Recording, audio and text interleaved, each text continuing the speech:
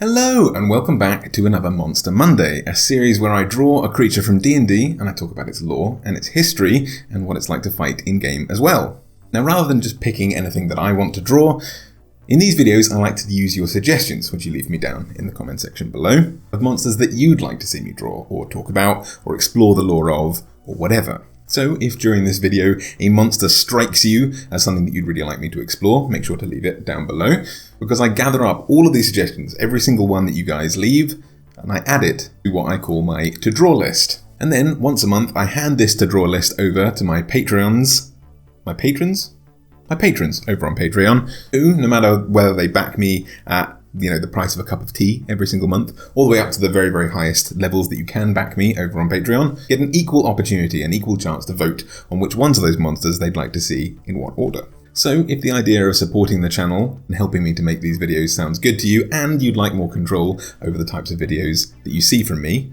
you get to hand pick which creatures I draw next, and I'll make sure to leave my link to Patreon somewhere here or here, in the description box anyway, so that you can become a part of our little Patreon community and also get a chance to vote on which monsters I draw next. Now, like I said, these videos are based on your suggestions, and today's video is no different. Today's suggestion of wraiths, or wraiths? I say wraiths, but I think it probably is actually supposed to be wraiths. I don't know, don't get mad at me in the comments if I keep saying wraiths. Wraiths were first suggested by Deus Volt down in the YouTube comments. So let's not keep them waiting any longer. We don't want another Crusader on our hands. Let's get started with today's video. Old fool, he said. Old fool, this is my hour. Do you not know death when you see it?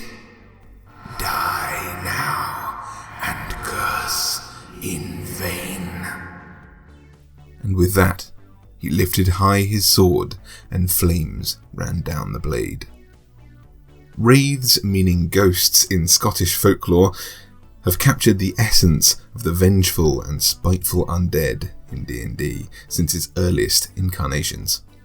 Initially described more like wights when they were first introduced in 1974's White Box set, they were immediately tied to the terror and spine-chilling imagery of the Ring Wraiths, the Nazgul of the Lord of the Rings, whereas the initial artwork for these creatures looked more like a kind of shadowy, genie-like character with a trailing or smoky, perhaps spectral tail from the waist down and a muscular silhouette of an upper body. The fantasy community's general obsession with all things Tolkien saw increasing influence by the descriptions of the Nazgul until these creatures carved out their own niche from the other spectral undead of the Monster Manual, and would fit comfortably in any of Alan Lee, the man largely responsible for our sort of visual understanding of Middle-earth's sketchbooks. The Ring Wraiths, the Black Riders, the Nine, whatever horrifying name they haunt your mind with, were once the powerful men and women of old. Kings, sorcerers, warriors, all granted unnatural might via the gift of one of the 9 rings of Sauron, which eventually corrupted and broke them into the malicious, apparitional husks that fought the Fellowship on Weathertop.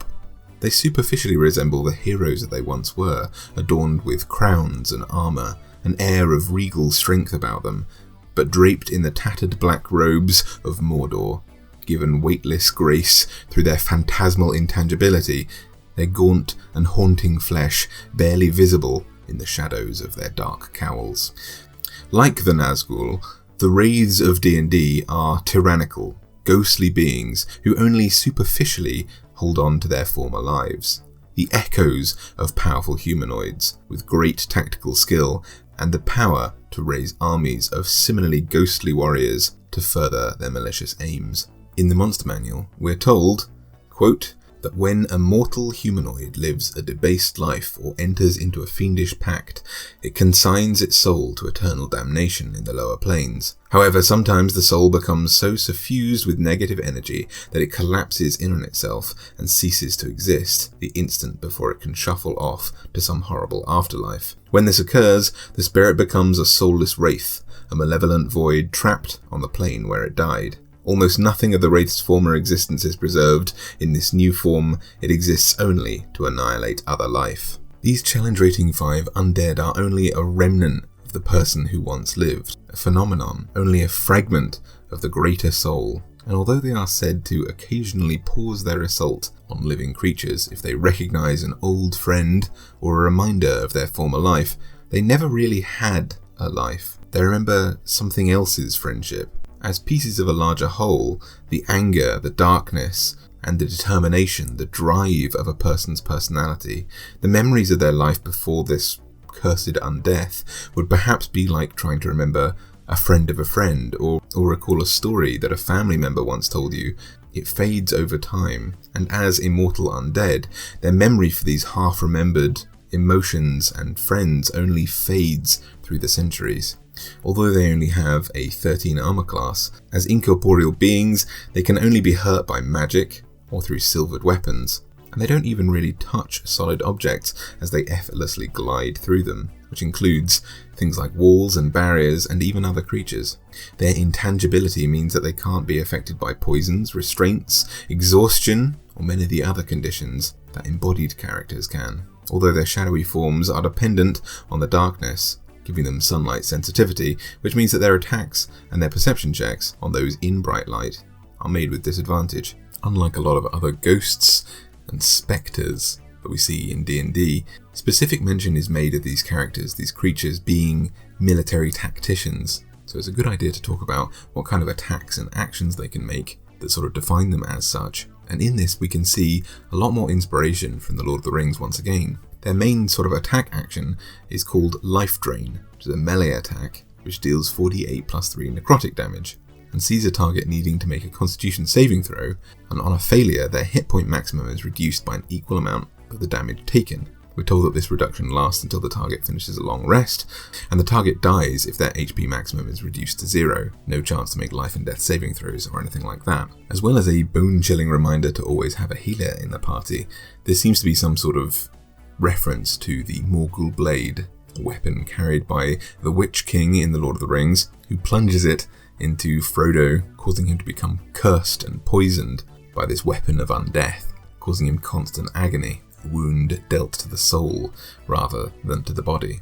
In an effort to allow you to have a Witch King and a cast of Ring Wraiths, and to hammer home the concept that these were once leaders, military tacticians, and so on, their other action is called Create Spectre, which allows a Wraith to raise an army of spectral undead. And in fact, I feel like the best tactic really is to maybe start an encounter with a few of these spectral bodyguards accompanying a Wraith, if you really want to hammer home how terrifying and imposing these creatures can be. Create Spectre says that the Wraith targets a humanoid within 10 feet of it that has been dead no longer than 1 minute and died violently. The target spirit rises as a spectre in the space of its corpse, or the nearest unoccupied space. The Spectre is under the Wraith's control, and the Wraith can have no more than 7 Spectres under its control at one time.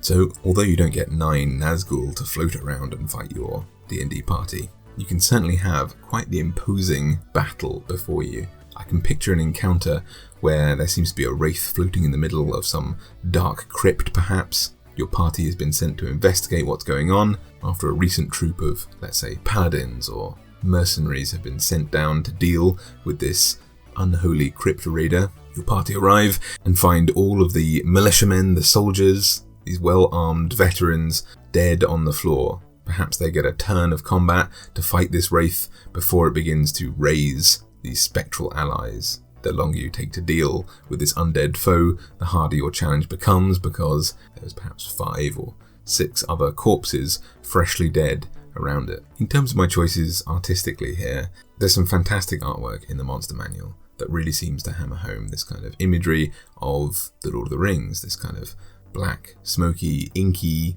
terrifying, ghostly undead. There's something about that kind of teal, turquoisey, misty, kind of minty green that always says ghosts to me. Something about pallid flesh, maybe a bit Disney villain green, I don't know, but it made me immediately think ghosts. So I really wanted to make sure that my Wraith had that kind of colouring to it. And it also reminded me of the scene in The Lord of the Rings where Frodo puts the ring on and can kind of see these wraiths for who they are underneath their black cowls. And I always thought that was more chilling than these hooded figures. So I wanted to kind of combine both sets of imagery here with my own guy. Now, technically, these creatures don't wield or don't need to wield weapons, but I've given them a floating sword here. And I really wanted to make sure that this blade had some sort of semblance of reality to it. Maybe the armor and the crown are all real. Perhaps when you defeat this creature, all these solid vestiges of its life, these kind of bits of armor and weaponry, drop to the floor, and the spectral part of it dissipates. But I was inspired to have a go at making my own sort of Wraith blade. The idea that if you defeated this thing and these shards of its old ancient sword cast into new life with a spectral glow, once that drops to the floor and these little pieces are on the ground, you can maybe claim it for yourself. And it would embody some of the characteristics and abilities of this creature. So if you head over to my website, I've left a little link down in the description box where I've homebrewed a magic item, a weapon for players to use if they fight such a Wraith. If it's a really challenging encounter, this might be a fitting reward for players that allows players to drift incorporeally, not with quite as much ease as the Wraith would itself, to raise a Spectre of their own, one or two perhaps, and to slice through armor, because perhaps the shards of this blade aren't the thing that make contact with someone. Maybe it harms their soul, it harms their flesh, but the ghostly main body of this blade reaches through shields and things, which is why it has a sort of +1 or +2 or whatever, depending on the DM's discretion. So I hope you'll check that out. If you find it useful, make sure to let me know if you use it in a campaign. And if you enjoyed this video, please make sure to support the channel. Make sure to let YouTube know that I'm doing a good job by leaving a little like down below. Perhaps favourite this video and sharing it with the rest of your D&D party maybe. I'm sorry this was a bit more of a short video, but it was still a lot of fun to make. I hope you enjoyed learning about Wraiths with me this week. If you have any monsters that you'd like to see me draw, make sure to comment those down below so I can add them to my to-draw list and hand those over to my patrons to vote on in the coming months. So until next time, if you're fighting an undead, make sure to bring a silvered weapon, otherwise you may find your weapon sliding straight through its ghostly form. And happy monster hunting.